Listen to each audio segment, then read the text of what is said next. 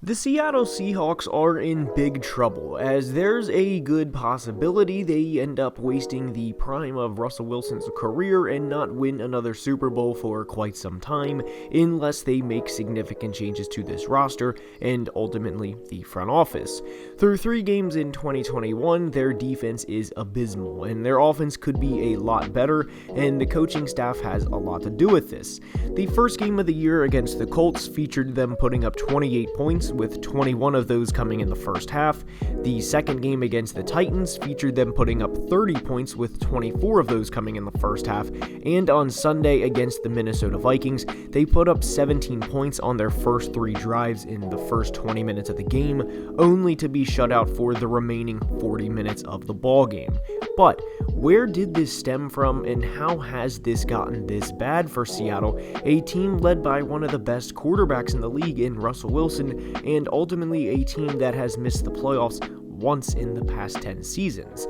In today's video, we're going to be breaking everything down from offseason trades to what will be the bottoming out of the Seahawks, which ultimately could prove to be the 2021 season. And by the way, they still do have Russell Wilson, so the bottom out term I used there is kind of tongue-in-cheek, as a bottom out for them could very well be an 8-9 or 9-8 playoff missing season. They won't be a 3-14 team ever with Russ unless he goes down with a season-ending injury early, which we all do not want to have happen. So without further ado, let's dive right in.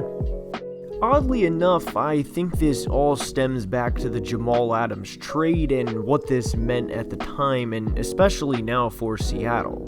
They were getting a player who was a 2-time All-Pro and was coming off of a first-team All-Pro in 2019 when they made this trade in July of 2020.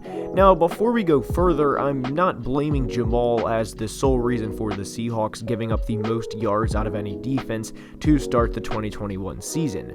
That would be absurd to blame a singular player for 3 games of, for lack of better words, just bad overall defense.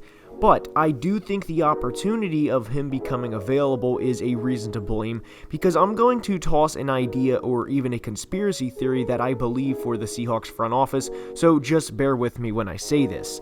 Since John Schneider, the GM and executive vice president, and of course Pete Carroll, the head coach, have been in their positions, which was since January of 2010 by the way, they have hit on 2 first-round picks, and that was Earl Thomas and Russell Okung, which was in their first draft together.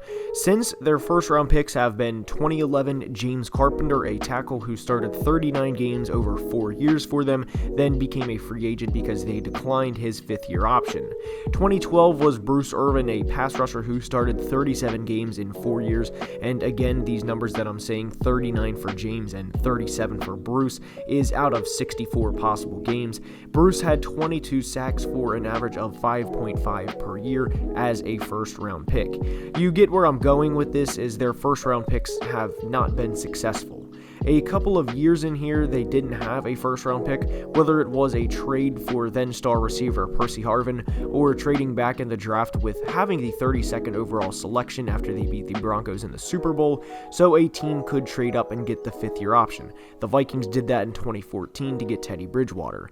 And quickly, their last 3 first-round picks were Rashad Penny, who they took over Nick Chubb and was regarded as a 3rd-round prospect to begin with. Penny, in a little over 3 years, does not have 1,000 cumulative rushing yards. 2019 was LJ Collier, who has been nothing short of a complete bust, and 2020 was linebacker Jordan Brooks, taking over the much superior prospect at the time in Patrick Queen. And 2021, they obviously did not have a first-round pick because of Jamal Adams. So the conspiracy theory or thought that I have here is the Seattle Seahawks are afraid to make first-round picks. I truly do believe they have, in a sense, PTSD from missing out on all of these guys, and I think their track record shows this. And to justify this thought, the Seahawks, and especially in the years 2018 through 2020, it was a consensus that they reached on every player they took, some obviously more than others, and I do think the peak of that was Rashad Penny in 2018. But with the lack of contributing first-round talent, we are now seeing what that does to teams over time. This is not an exaggeration to say Seattle has not hit on a first-round pick in now over a decade, and this is also another fact.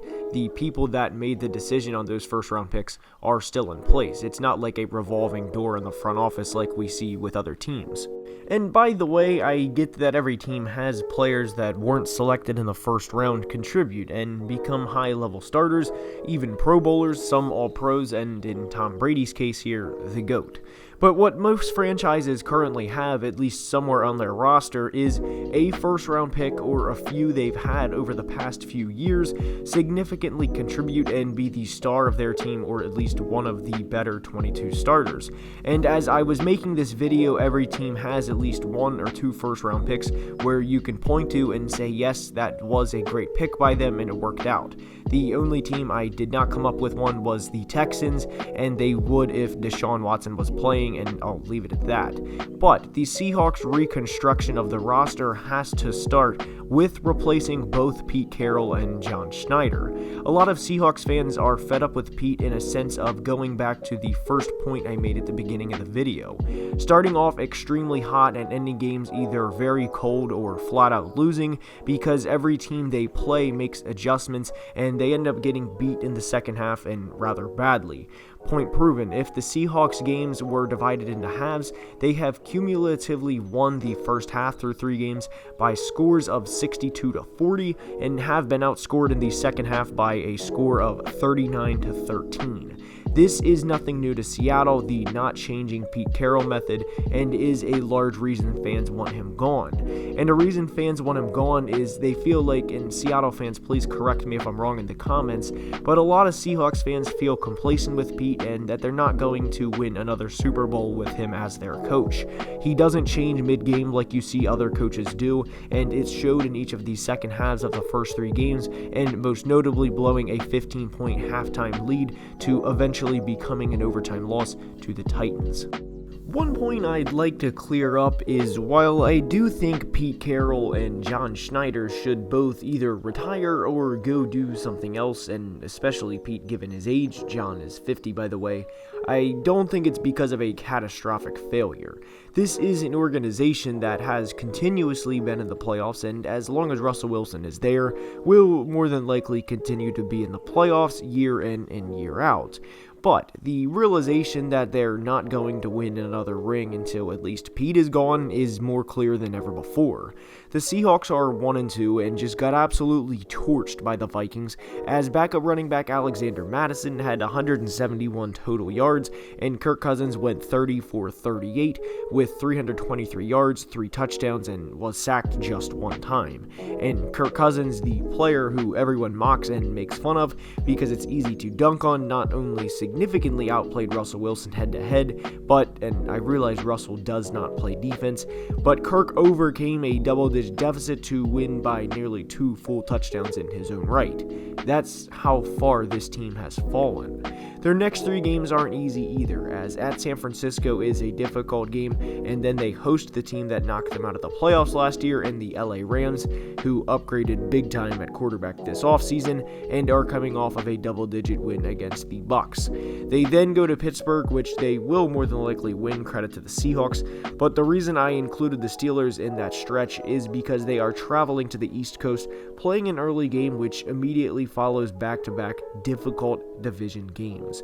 So to say the Seahawks have their work cut out for them for the next month would be an understatement, as for the first time in the Russell Wilson era, we will get to see what they're made out of when their backs are against the wall in terms of a full season, not just losing a game or 2 down the stretch, or even a tough postseason loss. The final point I make in today's video is Russell Wilson over the past half decade or so has went from starting his postseason career 7-2 as a quarterback to what he is now in the postseason, which is 9-7. It's not like Russ regressed as a player. In fact, it's the opposite. He went from a player that everyone thought was being carried by his defense to the team being carried by him and his performance. The term "let Russ cook" is more clear than ever before. And I'll leave you with one guess as to why Russell Wilson has went 2-5 in his last 7 postseason games. it's probably something to do with that they've given up 24 points plus in every one of the last 5 losses and 30 plus points in 3 of those losses. And Russell Wilson can't control how much the other team scores. That falls entirely on someone else's shoulders. Now, with that being said, that's all I have for today's video. I hope you guys enjoyed, and if you did, now is the time that I asked you, please leave a like and subscribe to the channel. I really enjoy deep diving into the past 10 years history of the Seattle Seahawks, and I do think the fall of the Seahawks is going to come in the next few weeks and over the next few months. Obviously, their fall is going to be a lot different than other teams, bottoming out at 1-15 or 2-14 for a 16-game schedule, but the presence of Russell Wilson on the roster is going to prevent that true bottoming out, but I do think it is time to move on from Pete Carroll. So with that being said, that's all I have for today's video, and I hope you guys enjoyed, and until next time, have a great day. Love you guys. Deuces. Peace.